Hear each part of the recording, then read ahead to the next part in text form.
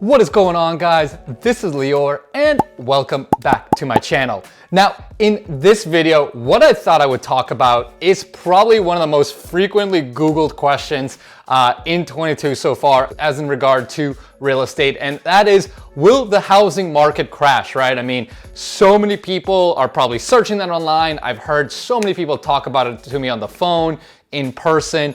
It is literally on everyone's mind, given the way the real estate market has just been on an absolute tear in 2022. So I'm gonna give you guys my thoughts on what's going on in the housing market, whether or not it's gonna crash, and specifically talk about Boston. And if you're thinking about buying a home, investment property around Boston, this will kind of help you make the right decision for yourself. So with that, let's get at it. What's going on, guys? My name is Lior and welcome back to my channel. Now, before I dive into the meat and potatoes of the video, two super quick things for you guys. You already know the drill if you've been on my channel, but number one, guys, if this is your first time on my channel, first of all, welcome. Second of all, make sure you smash that subscribe button for me. I put out tons of new videos every single week, talking about all different facets of real estate, living in Boston, what it's like to live here, and so much more. So make sure you subscribe.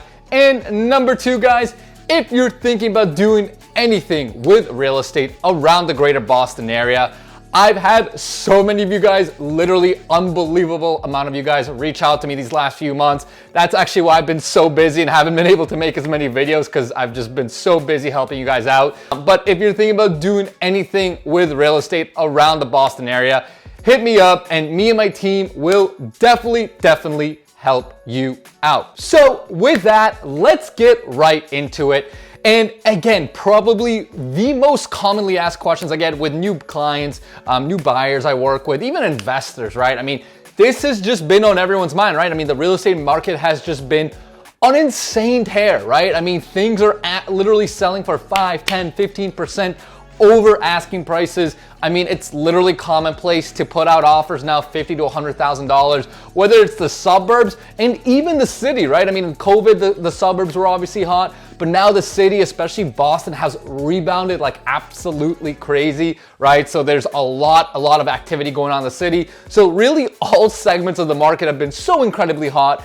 And a lot of you guys are probably thinking, well, is the bubble gonna burst, right? I mean, is this just one of those signs that there's too much activity? There's obviously a lot of volatility going on in the world, politically, geopolitically, interest rates wise. So there's just a lot of things that are making people think about this. And I'm gonna start my answer by first talking about one of the most important factors when we're having this conversation about whether the bubble is going to burst in the US and even more specifically in Boston. And that is the supply and demand imbalance. So one of the things that has been really fueling the real estate market, not just now, but over the last number of years, has been the insane imbalance of an extraordinary amount of demand for housing and the extraordinary little supply, right? I mean, there's just so much need for housing and there's just not enough to even fulfill that need, right? And I'm gonna give you guys two concrete things to think about. So first, from a local Boston perspective, right? I've mentioned this in other videos, but if you guys haven't seen this, in 2018, Mayor Walsh put out his report, right? The former Mayor Walsh of Boston put out a housing report basically projecting just how many units and homes are gonna be in need for Boston to meet its growing population. So what they found in this report, I'm gonna read the stats to you, was that the city was growing way faster than they had expected, and that we're gonna need at least 69,000 new units of a different variety of income housing levels across the city to try and meet this new demand by 2030, right? So we're gonna need close to 70,000 units to try and meet the extraordinary demand just in the city of Boston, right? So just this tells you that there is just so much need for housing, right? And we have such a big need, right? And you have so many people that want it. Of course, the price of that, whatever it is going to go up, right? It just makes sense. So this incredible imbalance has been driving the prices up in Boston. Now, this is not only Boston, this is on the entire scale of the US, right? there was just a report released in 2022, right, by Realtor.com, and I'm gonna give you guys the stats. In the US, that there are about 140 million homes in the US currently, but according to the report, the US needs over 5 million more homes in order to satisfy the demand of all the people that want to become homeowners. I mean, we're talking about 5 million homes that we need. That's a ton of homes, right? And homes is not just something that you can kind of manufacture, right? It's not something easy. I mean, it takes a long time, right? Before, if you think about the process of building a new home, someone has to buy the land, they have to get it approved by the city, then they actually have to go construct it, right? I mean, this is a major timeline, right? This is not something you can just produce in a factory overnight. So there's a ton of demand, and it's gonna take a long time to satisfy the demand. Now, I've seen other stats and reports. I mean, some have said that number is a little inflated, that we need 5 million homes. I've seen reports that that number might be truly closer to 1 million homes, right? But regardless of where you're at, I mean, I'm not gonna argue one way or another, whether it's 1 million, 5 million. I mean, I'm sure there's plenty of economic experts that can break that down much better than me. But the point is, whether it's 1 million or 5 million, and I'm sure the truth probably lies somewhere in the middle, is that we need a lot of homes across the entire country and of course locally in Boston, right? So you can see there is a ton of need for housing, and we're just currently not getting it, right? And of course, a lot of this was probably fueled, of course, by COVID, right? COVID certainly changed the lifestyle of how we kind of, how we live in homes and the kind of homes we want. So that's certainly an aspect of it, right? A lot of people are working from home today. So, people are upgrading homes, getting homes where they can have office space, et cetera, et cetera. There's certainly exterior factors to this. But again, the point remains, we need a crap ton of homes. Now, speaking of need for housing, right, and kind of this housing growth, we also have to talk about another really important factor which drives housing prices is population growth. And we're gonna look at that a little bit more locally, right, from a Boston level. So taking a look at the data, the city of Boston has grown tremendously over this last decade, right? I mean, the city has absolutely exploded, and I'll talk about some of the economic reasons why and all the industries that we have here. But what you need to know is we've had a huge explosion of population. Now, if you look at the data, actually in 2021 and 2020, we actually had very mild growth, below 1% per year. Now, the reason for that, of course, is probably heavily driven by COVID, right? COVID, when COVID hit, obviously there was not as much movement. There was obviously a big migration away from the cities and into warmer places. That kind of happened, and cities like Boston, New York City certainly suffered during COVID. But as I've probably said in other videos, and as you probably heard in the news, the cities are back, right? I mean, I always thought that, it was going to be a matter of time before the cities rebounded. There's just too much going on in these major metropolitans for people to leave, right? So even though the last 2 years, the population growth have obviously not been there, I do think that's a very temporary trend due to what happened with COVID.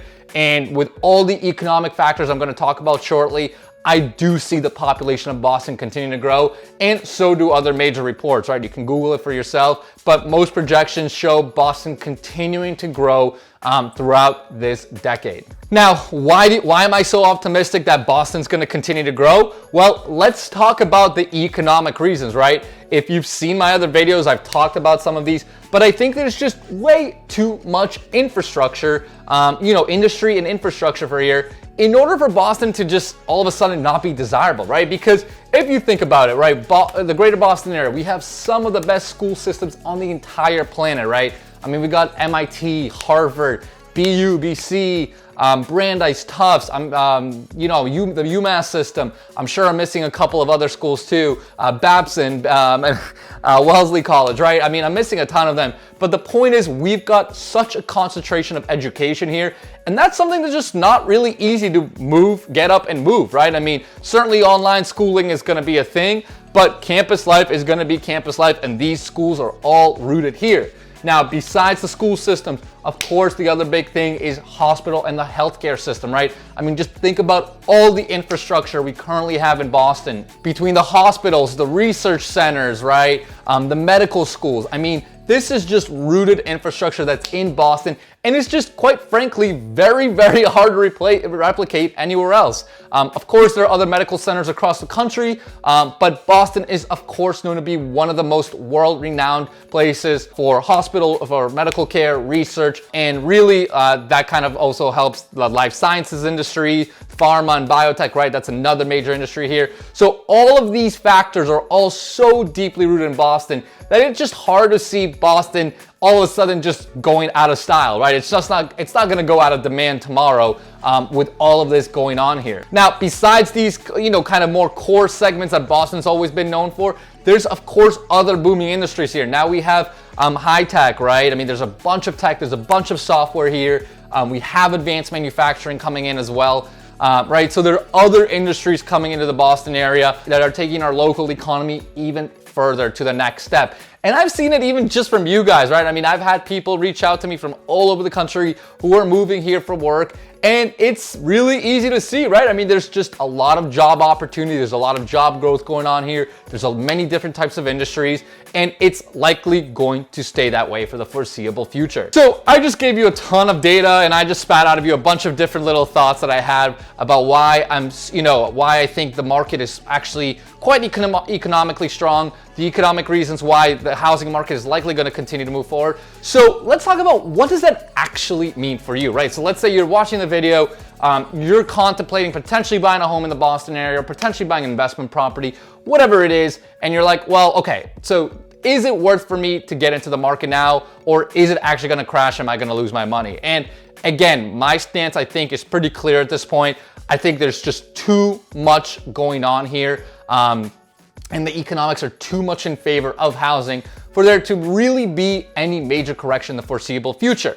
Now, the other major factor to consider is, this certainly, if we were in a different market, like let's say we're in the Midwest, or somewhere in the West Coast, or even the South, right? It could be a little bit different, but because of what's going on specifically in Boston, I think if you buy a home today, now the caveat is you cannot overpay, right? It's very easy to overpay today. So if you're just gonna come in, and I see this happening quite a bit, unfortunately, people are way overpaying over market value. That is a recipe for disaster. Do not do that. But if you are buying homes correctly at the correct market values, right? I do think, and you're willing to sit on these for at least a couple of years, right? You're not looking to flip it tomorrow and make $100,000 and be the next genius on your block, right? If you kind of have a relatively medium-term to long-term view on real estate, and you're able to sit on the property, I don't think you're gonna do poorly. I really don't. I think again, Boston's just too stable of a market. Even if something does happen, right? I mean, Boston historically has weathered quite a bit of storms. It's very, very resilient. There's a reason why the market is expensive, right? I tell this to people all the time. There's a really good reason why we pay these insane prices, right? I mean, some of our neighborhoods here, we're paying anywhere from $800-900 per square foot to as much as $1,500 and $2,000 per square foot, right? I mean, that is incredibly high prices, but there's certain stability that comes with that, right? So, make sure you think about that, right? So again, as long as you're playing a medium to long-term game, you're not trying to flip your way into millions of dollars tomorrow, I do think real estate is going to be an incredibly, incredibly solid opportunity in Boston. So hopefully that helps, guys. Of course, if you have any questions, make sure to put them in the comments below, and I will definitely help you out.